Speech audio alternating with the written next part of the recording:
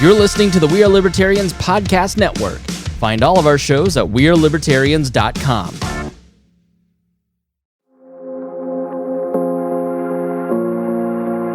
For those of you listeners who know my background a bit, you might remember the stories of my first few jobs after college.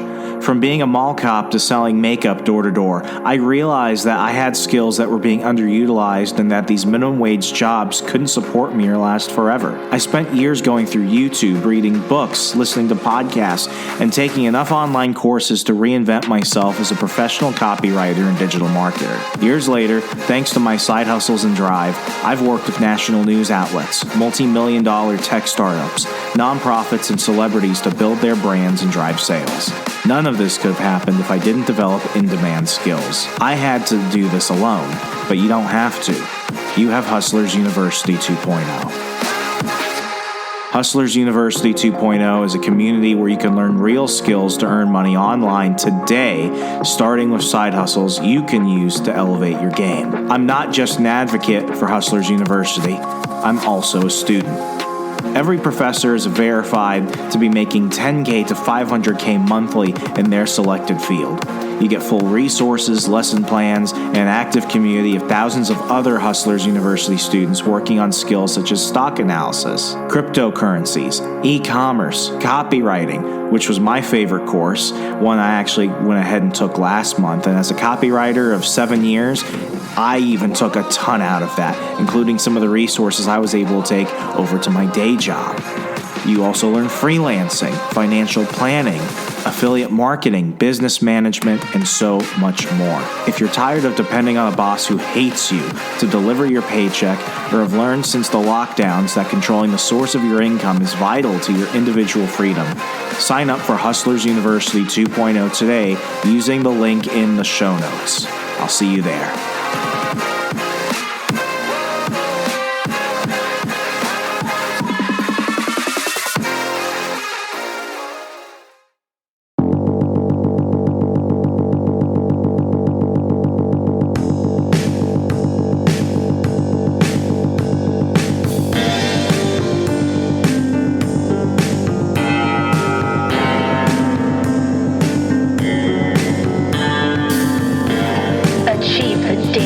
Freedom you dream of in your lifetime.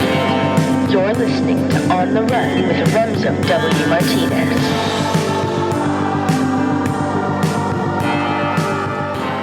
Pardes, why did you want to move out of DC?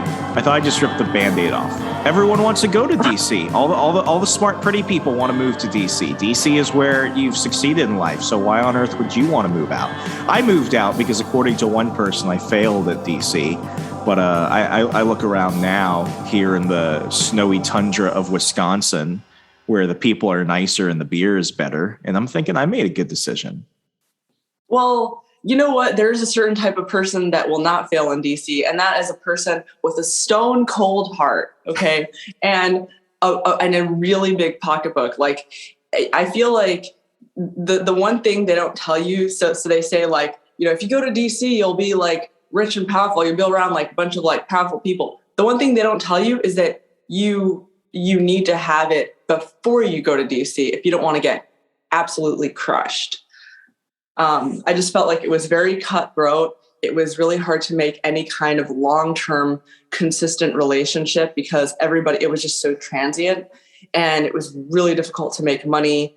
I was having to live off of like a very, like, the cheapest apartment I could possibly find was still like I was barely meeting my rent and my food needs and all that stuff with the kind of income I was making, which was like very low. And the weird thing is that from like minimum wage type of things, like from like, you know, because I did a whole career change when I moved to Texas, started from the bottom, started in real estate, working at restaurants. And ironically, I make a lot more money from that kind of thing than I did for my professional TV producer job in DC, ironically. And my cost of living is dramatically lower. And it's like, it feels like just, anyway, I'm not going to ramble too much, but like, I just feel so much better, dude. I feel like I can take a breath And the people I'm meeting, first of all, everybody doesn't hate my guts because I'm a Fox News person, like nobody cares, or they love it actually because it's Texas. And then also the people that I meet, like the friends that I've been making, I have maybe like 1 or 2 friends here. They live here. They've lived here their whole lives and they're not going anywhere. It's cool. Their whole life isn't focused on what the big next step is. And I mean, what's been amazing, because you and I haven't probably spoken in about 2 years because life got in the way and things like that. To go from, like conservative influencer media type to leaving to go to Texas and rebuild yourself from scratch, that's a big move. I mean, when I left DC in 2021, people were like, "Oh, you're taking a step down," despite the fact that I was taking a job where I was making more money. No one's really going to know what you're doing anymore, which is funny because everyone likes to spy on everyone else and figure out what everyone else is doing because they're nosy. And you're away from where all the action is, assuming that it was fun, assuming that like important things were happening. And in the past year, because I think a year ago, like this weekend is when I moved to Wisconsin, it was terrifying because I didn't know anybody here. I couldn't even find Wisconsin on the map. It's the thumb next to Michigan and the Great Lakes. It's right there.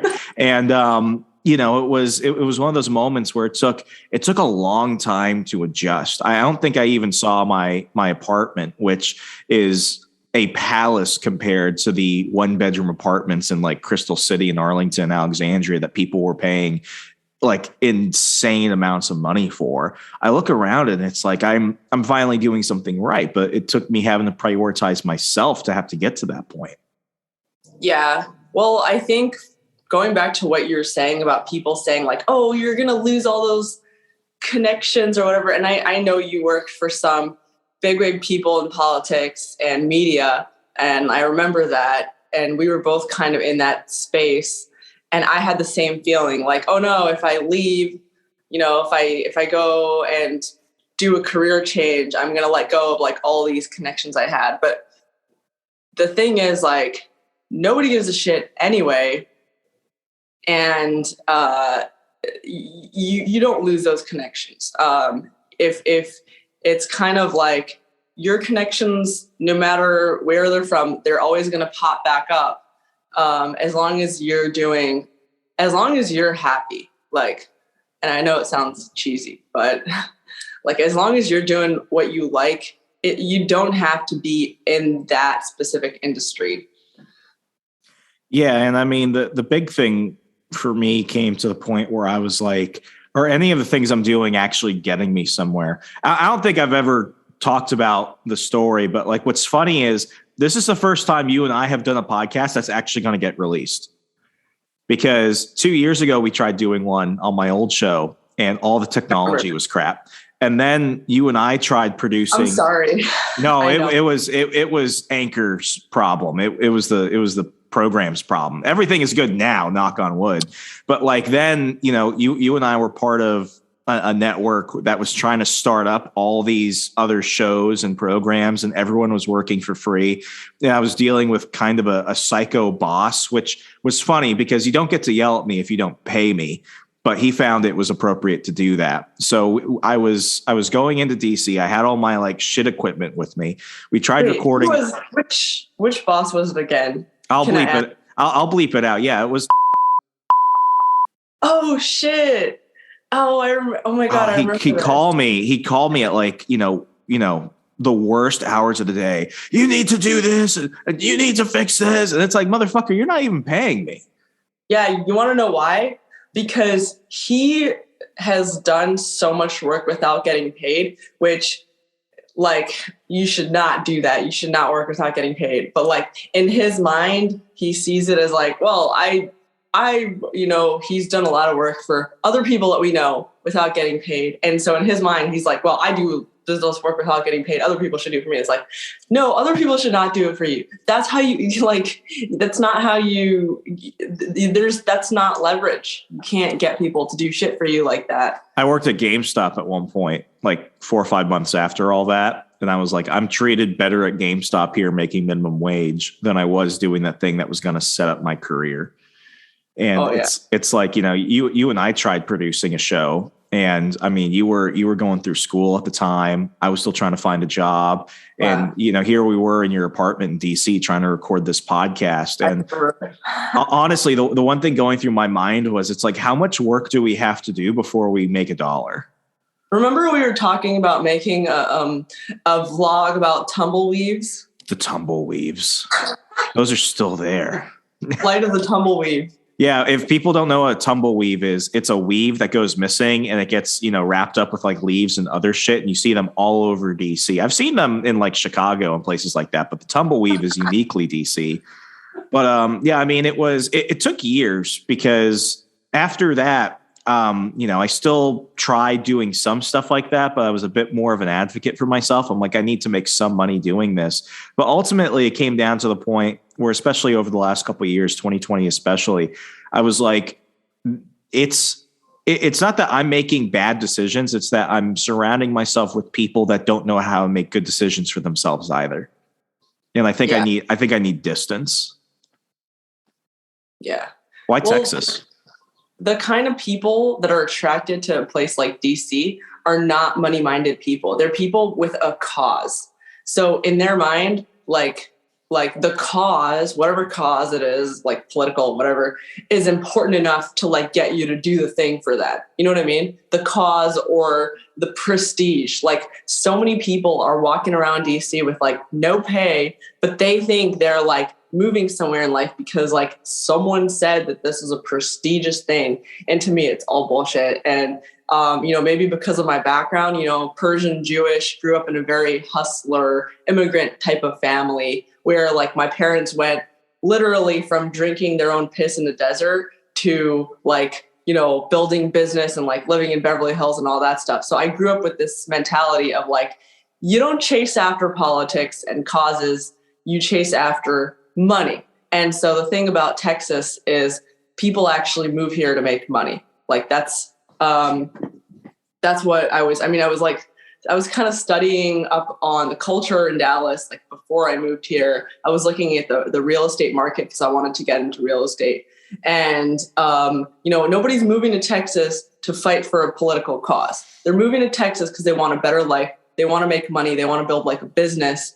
And so I realized after being in DC for a while that like, that's what I care about. I care about, like I want to have a family. I want to like build like businesses, and also like people are happier. I don't know. Maybe it's the weather. Actually, the weather sucks. It's a whole different vibe. It's like here, it's like, 20 degrees outside, but people here are nice. One thing I figured out about Wisconsin is like, if you're going to like McDonald's or something and go through the drive-through window and they're like, "Hi, how are you?" And you just say, "Okay." They take offense to that because they want to have a conversation with you. They want to know, okay, what's okay? Are you okay? It's like, oh, now I feel rude because I didn't want to have a full conversation with you. I was just automatically responding to be polite. What was the moment for you when you were like, you know what, I can't be here? Did you move to Texas before or after 2020? During 2020. During the shit? Yeah. Oh. Well, so it was, so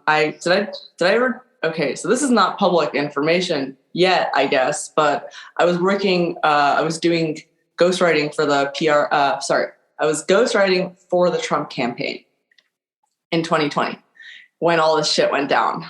And and so like I was really trying to get out of DC even before that job.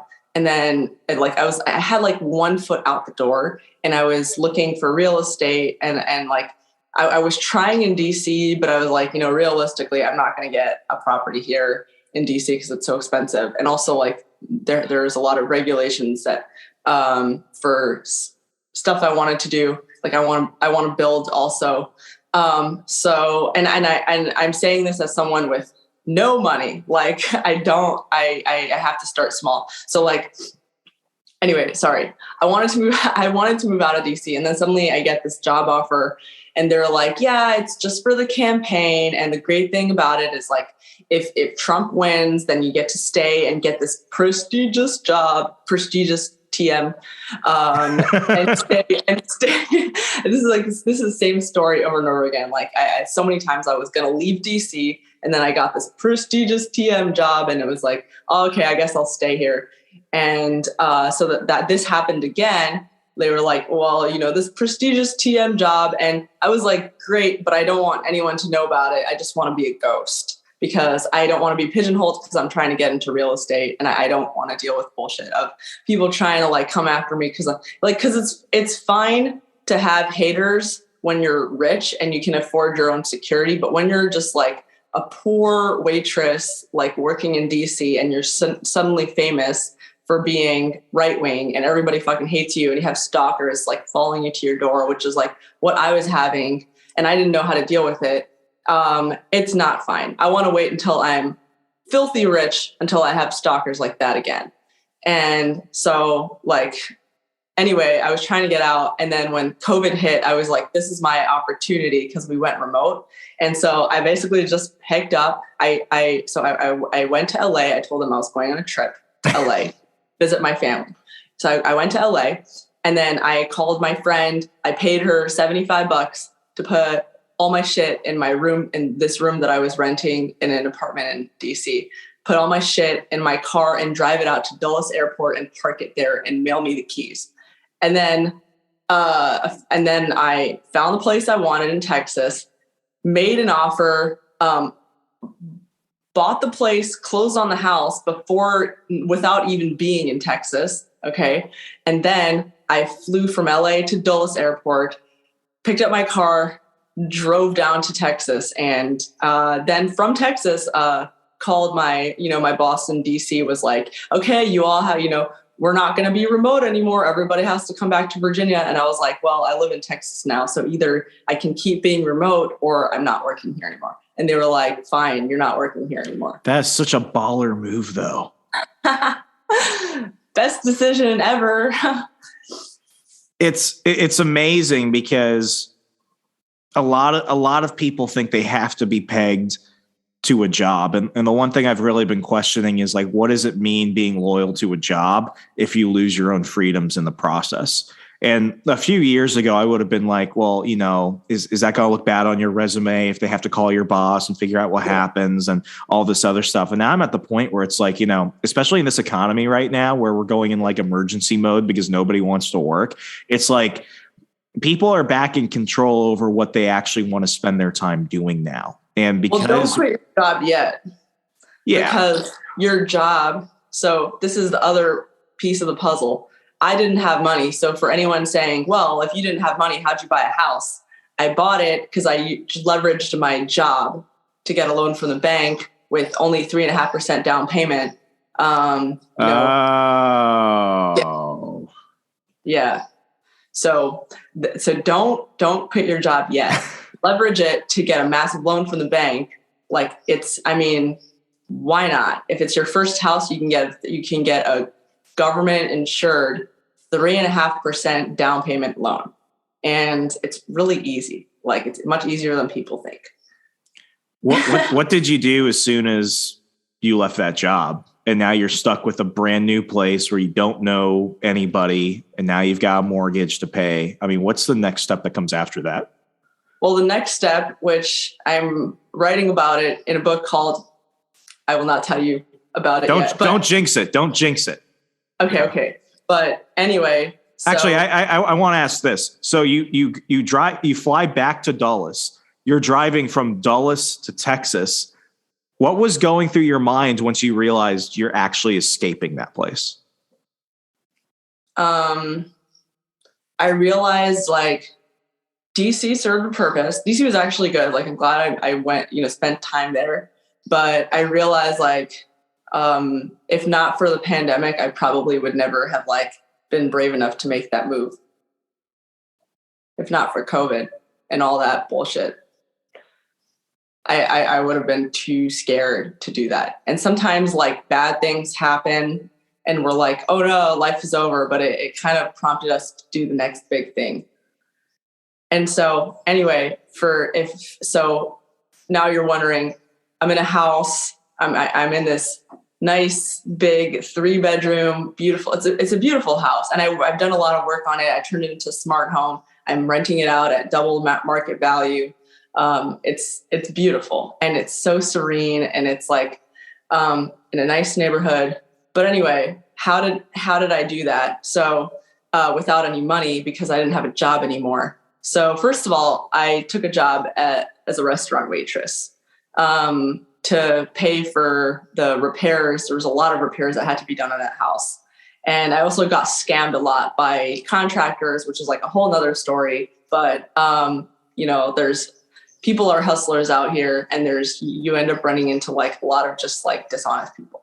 So anyway, so I did it through house hacking. So I lived in one room and I rented out 2 rooms on Airbnb. And so, and it wasn't like, I had a boyfriend at the time, so we were kind of like living there, and I didn't have it rented out the whole time. Like I started off working at a sushi restaurant. It was all you can eat. And then, as I was like doing the repairs on the house and stuff like that. And then eventually once the repairs were done and it was ready, like I started renting out 2 of the rooms. And living in one, and that covered my mortgage. Was Airbnb better than subleasing a room or something? Because then you don't have to deal with like long-term tenants or anything. You just got people who were there for like a few days and they come in and out.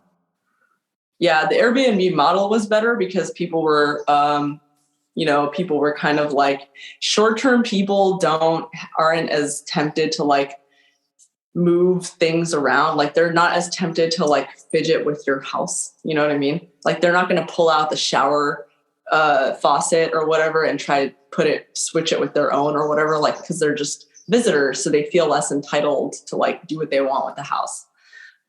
So that's what I liked about it. The only problem is that during low seasons, you can't, as a renter, as a landlord, you can never be tempted to lower the rent. And I know like they always say, lower the rent, and the market goes down, you lower the rent. Don't lower the rent, because you're gonna get, every time I've lowered the price, the nightly price, whether as a long-term landlord, because I've done this before, I've done like arbitrage also. And so every time I lower the price, I always got the kind of people who just ruin the place, trash the place. And so you always want to charge above market value, because then you get the people that are, they see that there's other way cheaper options and they're still choosing your house for some reason. And those are the people that are going to treat it well. That's kind of the situation here at the luxury apartment complex that I live in, because what they did recently was that they were not going to increase rents, because the rents for my apartment are probably the highest rates in the Milwaukee suburbs. But it's because the type of people that live here are not like the people you're going to find like inside Milwaukee. Like a lot of people here, retired professionals. There's quite a few families that live here. Like it's a different type of tenant that wants to basically live in a quiet, nice place where a lot of their needs are met and the landlords are great. But, it's like for some people in the area, while some rents were getting higher, they decided to lower theirs because they had more vacancies and because people wanting to move out of state. And they got basically the exact type of people that were looking for cheap apartments. And I don't want to stereotype them, but I will. They're the people that are, loud at night. They're the people that are damaging the rooms. They're the people that are having, like 6-7 people stay at their apartment during the week. Oh, yeah. And, right now, it's probably a horrifying time to be a homeowner, because for the last couple of years, homeowners and property owners have just been villainized, because everyone is like, well, I deserve to live here. And it's like, not really, especially if you're a horrible tenant. Like it's basically turned the country into a nation of squatters. Yeah. And that's why I get kind of nervous, because I want to buy a home here, not to live in it. Because even though people are like, oh, buy a home, live the American dream, build equity. It's like being a homeowner now, especially for our generation, does not offer the same guarantees. And you know more about this than I do, so correct me if I'm wrong, but it's like, I don't want to live in a home. It's like, if I'm going to buy a home, I'm going to buy it to turn it into a rental property. And I'm probably going to stay in my apartment for another year because the cost of living is way better. No, that's exactly the way to do it. And actually, this is a condo. And the reason why I bought this condo is because, there's like an HOA fee and all that. And it's not like my own building, but I'm tired of maintenance, and I'm tired of paying so much money for maintenance in the place where I live. I'd rather like charge a ridiculous amount of rent and take care of it as a rental, you know what I mean? And then just live in a place where someone else is dealing with the maintenance, and it's cheaper here. How long after you got yourself settled in Texas did you go and become a licensed realtor? Because that's not a short process. Yeah, well, actually, I was doing it. I was studying for it while I was on the campaign. So I knew I was going to do that so I was studying for it the entire time, and I was able to do that remotely from an app. And, if anyone's interested, they could email me for the link to the real estate app. But anyway, probably not. But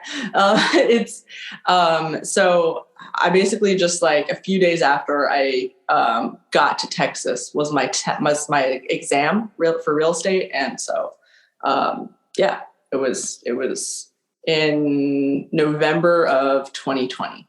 So I actually bought the house and didn't move into it until like later in the year. So I bought it like in July or something, June, July. And then I didn't move into it until like end of October or November. What were some of the challenges you encountered being a brand new real estate agent, especially in a year where so many people were buying homes because interest rates are so low? It's really hard because I didn't know what I was doing, and I've spent so much time and money, like so much money and so much mileage driving around. And I guess it's every new realtor goes through this, and they spend so much time and money and energy on their clients. But if you've never bought a house before, I'm probably going to end up spending a lot of time with you, and you're going to be confused as to why none of your offers are getting accepted. And you're going to think it's my fault because, you're going to think it's my fault, or if I tell you that you need to offer more you're going to think I'm trying to make money off of you. So if it's your first time, there's always going to be a little bit of distrust between the buyer and the realtor. And I was like, this is a first time buyer. It's everybody in a seller's market. If you're buying for the first time, you have to go in understanding that this isn't even a normal seller's market. This is a ridiculous seller's market. I don't know if there's ever been as crazy of a market as this, because everybody's trying to get these low interest rates, and they're not even as low as when I bought it. I bought it in 2020. They're going up, the interest rates. So people are trying to buy these properties as fast as possible before they lose a chance and all that shit. So there's this scramble, and every property is getting 30%, sometimes 40%, a ridiculous amount over asking. And they're getting so many buyers competing. And it's these properties will get on the market, and stop me if I'm rambling too much. No, keep going. This is interesting. Cool. So these properties will get on the market, and they'll disappear within 12 hours, or even less. Sometimes they'll get on the market immediately. These buyers are are they buying them sight unseen? Well, sometimes, I've made offers sight unseen. Yeah, I've made offers without seeing the property because is that more common than I think? It's very common because there are two different types of home buyers. there's an emotional home buyer, and there's the long-term home buyer, which is looking at it as an investment. If you're looking at something as an investment, you don't give a shit like what it looks like or whatever, because you're seeing it as something you're seeing it as a tool that you can like mold to your, and so what you're going to look at, the seller's disclosure. You're going to have an inspection anyway, during the option period. You're going to go and look at it, but you're not looking at it. Most of the really successful real estate investors I know will never step foot into any of the homes that they are purchasing, because they don't want to be, because there's the notion that if you go into it physically, you're going to get emotionally attached. You're going to start caring about things that aren't going to actually bring you profit. You know what I mean? Like, you're going to be like, oh wow, like this skylight is so nice and whatever. So like so it's very different from the emotional home buyer, which is like, oh, I want to buy a house to live in because I'm going to be in it and it's going to be and I care about how I feel, like what it looks like. And usually that's not going to stay, because that feeling is going to go away. And usually the place is going to be staged with whatever the realtor has, the furniture that they have from the previous owner or whatever. And so, and there's always, and usually there's whatever issues there are have been painted over. So like nothing is going to look as bad as it actually is. So, I don't know if I'm making sense, but no, that makes total sense, because it's like you're dealing with the type of person that is looking at it purely as an investment opportunity. And then you're looking at the person that wants to be more involved in the home because they're seeing themselves as that's a place where I'm going to stay for a while. Yeah. Yeah. And so like, yeah, exactly. Because they're seeing it as a place they're going to stay for a really long time. And if you are more of a long-term buyer, meaning you're the type of person that this isn't your only home that you're going to buy, you're going to keep buying as an investment. You don't give a shit. Like, you're like, okay, I'll live here for a few months at a time, or I'll live here for a year and then I'll move to the next place, which is what I did. So I didn't care. And those buyers are going to do a lot better in this market, because those buyers, like, they're offering to win. They're not offering to get like, a good deal or whatever. Like they're if a property makes sense for them and is going to bring them long-term profit, a couple $1,000s here and there doesn't make a difference to them. So they're going to offer higher if it makes sense. How did it feel when you actually sold your first home? Well, the first property that I sold as a realtor was a commercial property, and it just fell into my lap. Literally, someone off Twitter was like, "Yeah, I'm just trying to get rid of my 2 lots." God bless Twitter. Yeah, I love it. I was like, okay, yeah, we got 2 lots in Fort Worth, and they're industrial lots. And I called my friend who's a commercial realtor. He's been doing this for 30 years, and he's a shark in commercial real estate. So I brought him onto the deal. We partnered on it, and it was like an auto shop. And the funny thing is, like, when, again, going back to like the emotional buyer. So like this buyer was really motivated and he wanted to pay in cash, but he wanted to save money by not having his own realtor. So the thing is that, like, what ended up happening was that we, the listing agents, ended up keeping the entire commission, because there's no fucking deal. Yeah. Because there's no such thing as you saving money on not using a realtor. because the commission is set through the listing agent. So it's 6% usually. The listing agent gets 6%. That's written out on the contract. And the listing agent, if they so choose, which they do because they're trying to get buyers, they will give 3% to the buyer's agent, or sometimes 2.5% to the buyer's agent. So if the buyer waives his, like, doesn't want to be represented by a buyer's agent, the listing agent will just keep the full 6%. Damn. So that's something people don't think about. And I also see that with first-time buyers. They'll be like, yeah, I want to save money, so I'm not going to use an agent. It's like, that's not going to save you money. That's just going to mean that you're not going to have someone representing you. And since he didn't have an agent, like he didn't know that he probably could have paid less on that. And he probably, because it was a cash offer, he probably could have offered lower. He probably could have, and we're not supposed to take his side as a listing agent. We're supposed to take the seller's side. That's our job. And so, like he probably would have wanted to get an inspection, which he waived. And yeah, he waived his inspection. And so if he had an agent, his agent would have told him to get an inspection because there were serious pollution issues in that area. So that could have affected the long-term resaleability of his property. So, we showed them, we disclosed everything that we had, but an agent would have told them to. He just wanted to get rid of it. He wanted to buy it. Oh, he wanted. He just really wanted it. Yeah. But it's fine. He's going to make profit from it regardless. You can't not make profit in this market.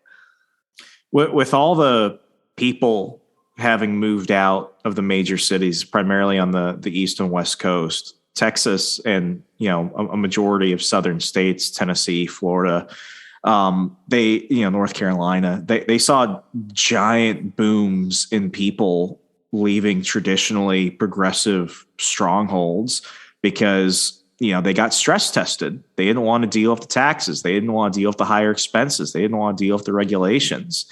I saw a lot of people I know who moved out of DC.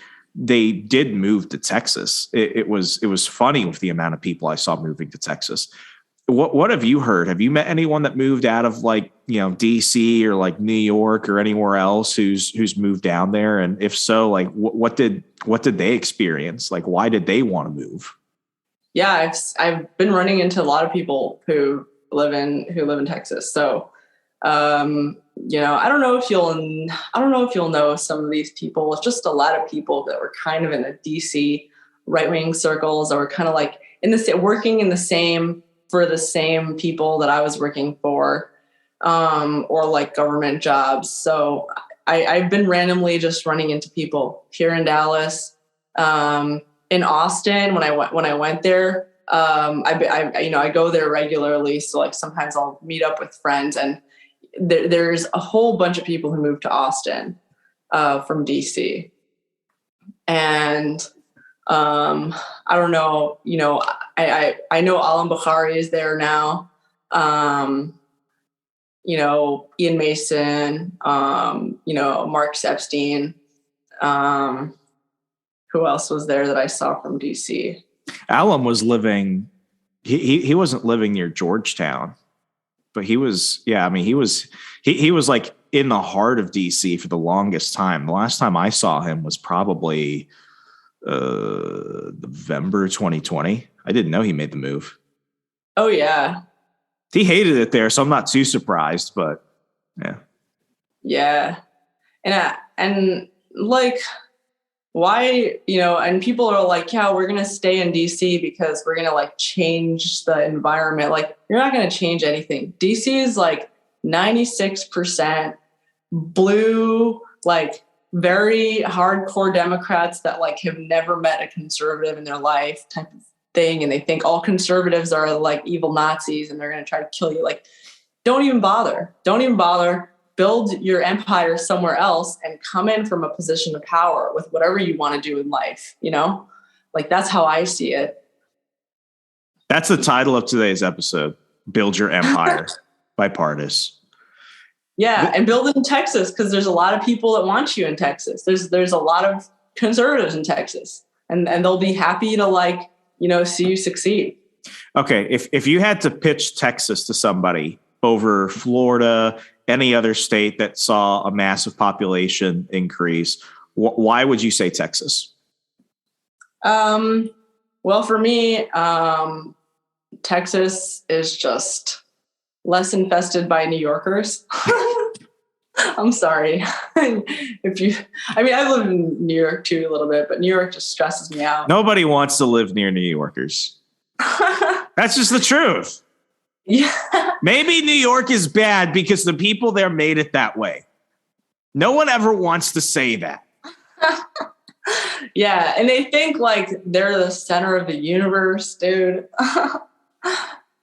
It's like, how do you know if somebody's a CrossFitter, a vegan, or from New York?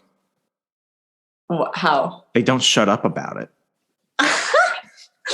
That's funny, actually, and it's true. Dang. Okay, I'm gonna start using that. You could steal it. I stole it from somebody else. Okay, I want to steal it. I'll say your name though. So Texas is good because it's but Florida is actually pretty great too. Florida was number 2 on my list. I was between Dallas and Tampa. And also Charleston, South Carolina was like number 3. So it's really between Dallas and Tampa. And I ended up choosing Dallas because it's more central. And it's really just the airport. DFW has way more. First of all, DFW is landlocked. So it's a lot easier for what I wanted to do, which is real estate. It's easier to build and you can build out and whatever. And there's a lot of municipalities in Texas that don't really have zoning laws. In fact, Houston's the largest city that has no zoning laws. And it's about 3 hours away from here. So I figured if I wanted to start investing in Houston, it would be pretty easily accessible. And that's probably where house number 3 is going to be, Houston. But I don't know yet. I don't want to jinx it. And so like there's that. And then the airport, everything is cheaper from DFW because it's such a big like central airport. And like from Tampa, Tampa's kind of like, in the corner out there. It's farther from LA where my family is. And it's, you can't drive from Tampa to Mexico. You can, you can, but it's much easier to do that from Texas. Because another thing is that I also see myself eventually ending up in Mexico. So I kind of see myself, kind of making the downward tour, and Mexico is, and this is just, and so this isn't really why is Texas better. This is just why was Texas more ideal for me. This is, for more of like an apocalyptic sort of idea of like, okay, when the United States falls to communism, blah, blah, blah, don't listen to any of my conspiracy theories. But if I were to ever have to escape, it would be a lot easier from Texas. My business partner, Mark, married a Mexican woman. And when he was furloughed from his job in LA, he moved to Mexico right around April of 2020.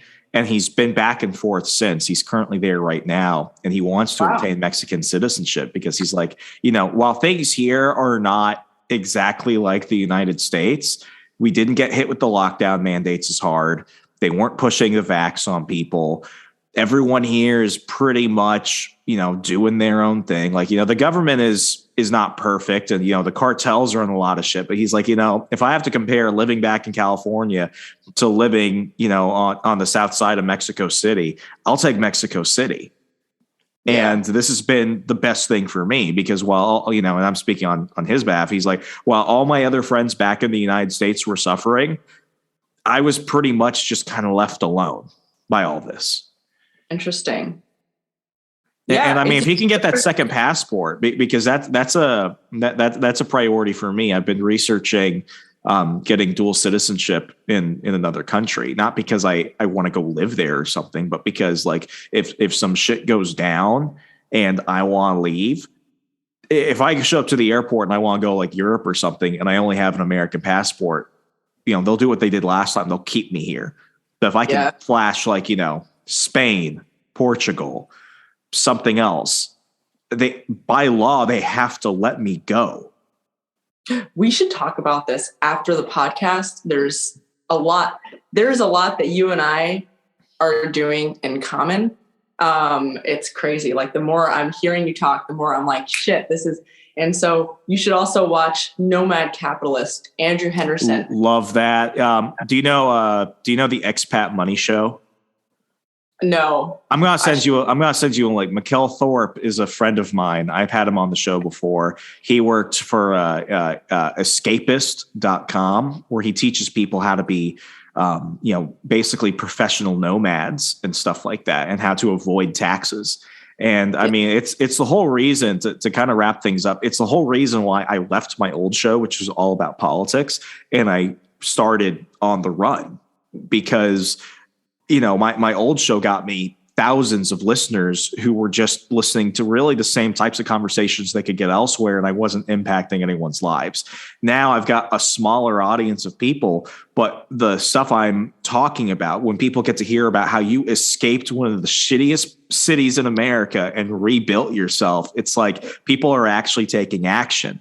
Because it's not good enough just to have grand ideals and, talk about things from a spectator view. If we're not trying to actually do something big in our lives, we're going to get dragged down the next time something terrible happens. I don't know what it is, but they did it once, they did it twice, they'll do it again. And the only people that will save us are ourselves. It's you having a friend pack up your car, drive it to the airport so you could fly back, and getting out so you could go ahead and start a career you knew nothing about and succeed at it. It's amazing. Thank you. I feel like you're speaking my language. You're my spirit animal. I wish I had jumped into a completely different career field. I'm basically doing the same thing. And now I've got other plans I'm trying to do, but it's like one of the situations where it's like, like there's a risk in staying where I'm at, and there's a risk in doing something else. And at the end of the day, I know I'll be able to take care of myself. Might as well take the risk for what I actually want to do.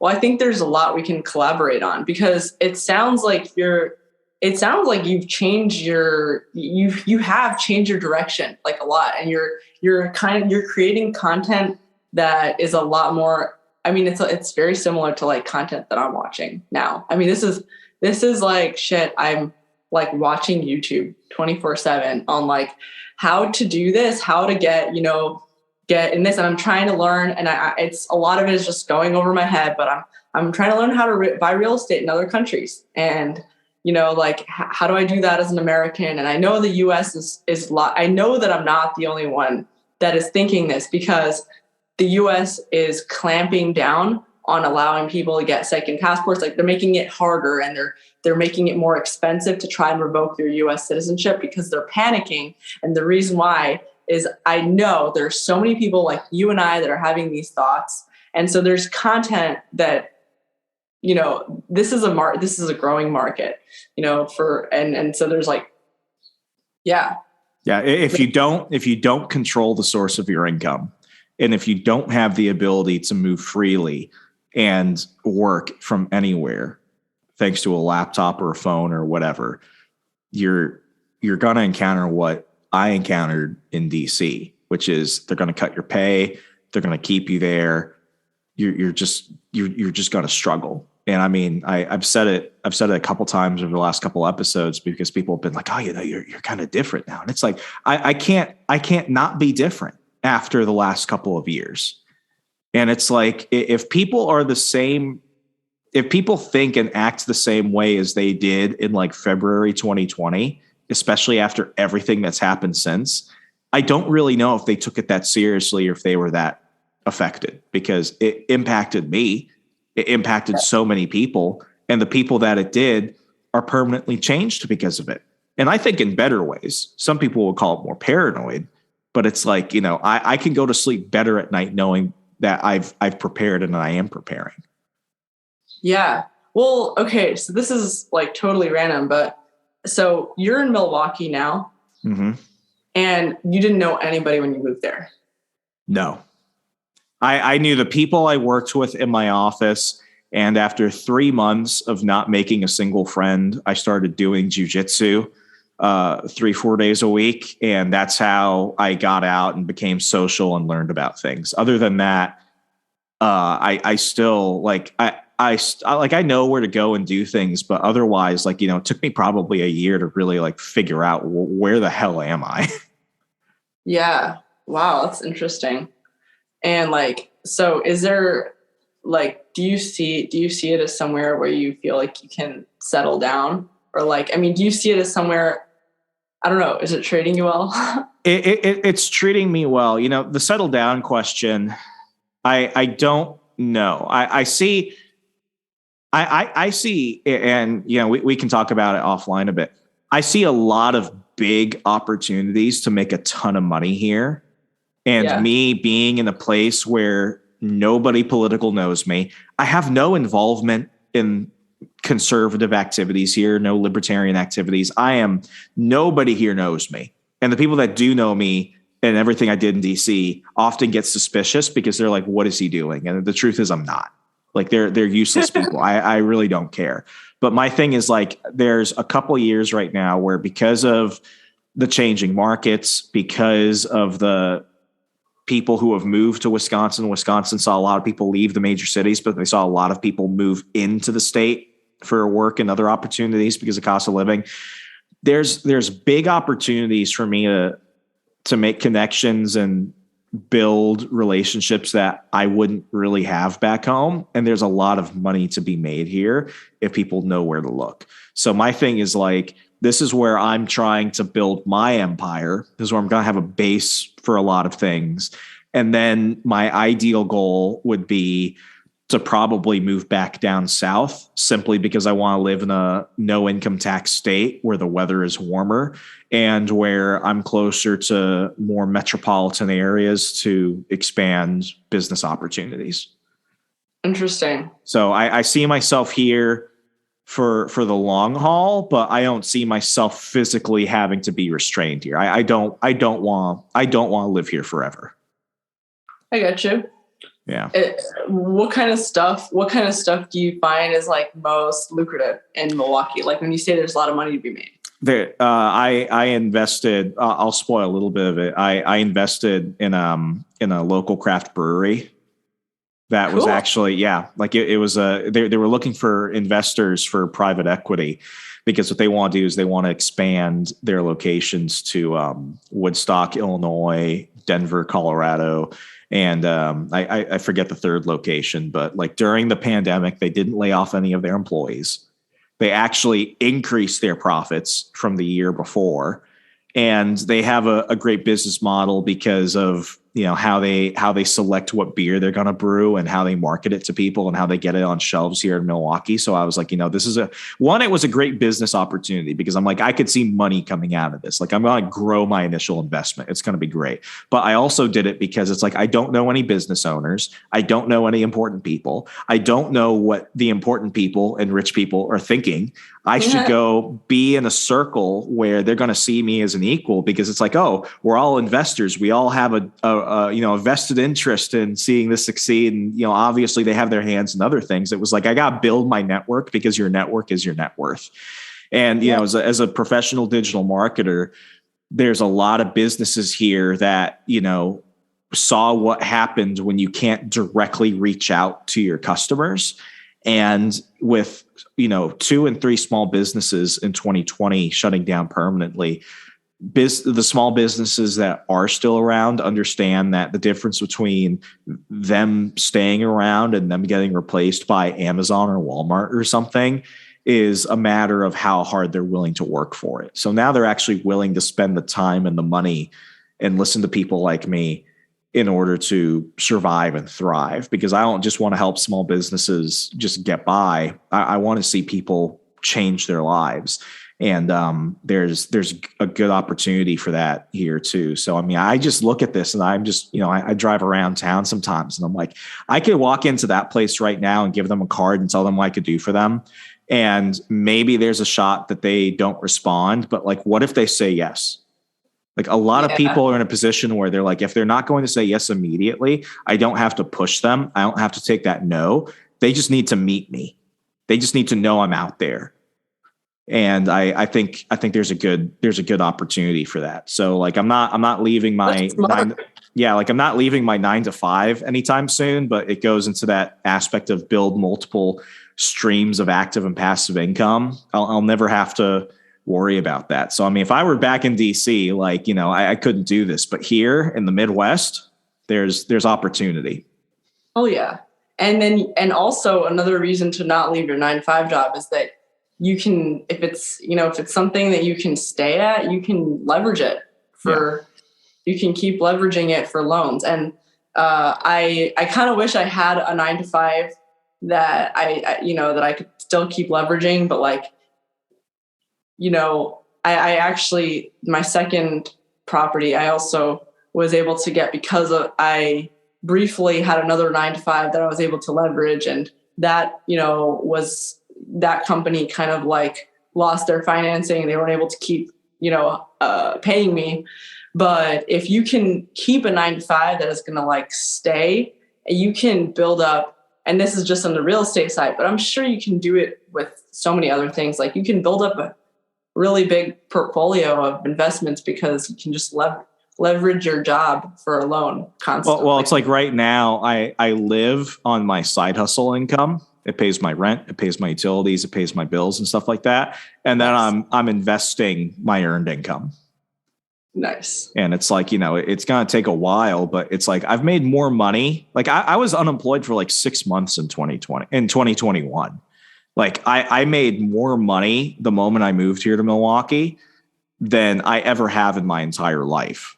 And it's like, it's one of those moments where it's like, like I'm engaged right now. My fiance is still working for her family in Annapolis until she moves here in June. But it's like I lived here and I lived like a monk. I don't have friends. I don't, do a lot of stuff. I live a very inexpensive lifestyle. I had a good family that was able to help, get me here and get me settled and stuff like that. So it was like just hustle. Nice. That's the way to do it. That's how all the weird thing is that the wealthier people get, the less they seem to want to spend. And it's like, I mean, it's all about like, how do I get my own time back? Because when, like I came at life with a scarcity mindset, it was like, just accumulate as much money as possible. And now it's like, now since I have a different view on money, it's like, how can I use money to make my life better in a way where it's like, I want to be able to buy my own time back. I want to not have to worry about certain things. It's like money can't solve everything, but money can solve a lot of problems. Yeah. Pardes, it has been a fantastic hour getting to catch up with you. And I'm so proud, having watched from a distance and being able to talk to you today, of all the things you've been able to do for yourself. You should be incredibly proud of every accomplishment you've made since you made that decision to launch a great escape from DC. If people want to reach out to you, if people right back at you, by the way. Thank you. If people want to reach out to you, if they want to go ahead and maybe, bring themselves or their families to Texas and all that, how could they do so? Hit me up on Twitter. My real estate email is pardes@centralmetro.com. So centralmetro.com. Maybe hit me up through either Twitter or YouTube. And I do have, if you go my about section in YouTube, there's always going to be an email there. And my email addresses keep changing because there's just always shit happening. But there's always going to be an email for you to contact me on through my YouTube as well. Awesome, Pardes. Thank you so much. Folks, if you want to go ahead and help the show, please go ahead and consider leaving a 5-star rating and review across Al Gore's amazing internet. Wherever you're listening to the show and others, you can go ahead and leave a review today. It costs you nothing, but it means everything to me. Helps us get conversations like this out to the world so we can keep impacting lives. And if you're a small business or an individual developing a brand, go ahead and DM me on Twitter, Instagram, Facebook. Let's go ahead, schedule a coaching call, and actually build you a success plan that will take place as soon as you call me. From the moment we talk to each other, we're going to go ahead and figure out your situation, develop what your goals are, see what tools and resources you need to accomplish that based on your budget, and then start getting you results immediately. Go ahead and DM me today wherever you go ahead and see me across social media. As always, be safe, be good. Good night.